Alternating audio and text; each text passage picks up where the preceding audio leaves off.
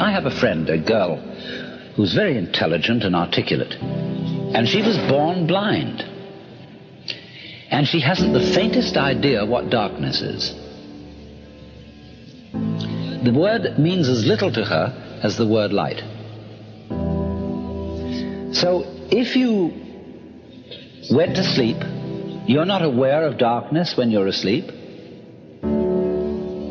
And so if you went into sleep, into unconsciousness for always and always and always, it wouldn't be at all like going into the dark.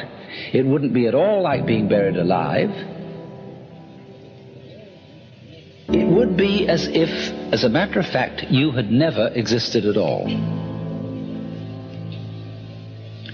Not only you, but everything else as well. You would be in that state as if you had never been. And there, of course, there would be no problems. There would be no one to regret the loss of anything. You couldn't even call it a tragedy because there would be no one to experience it as a tragedy.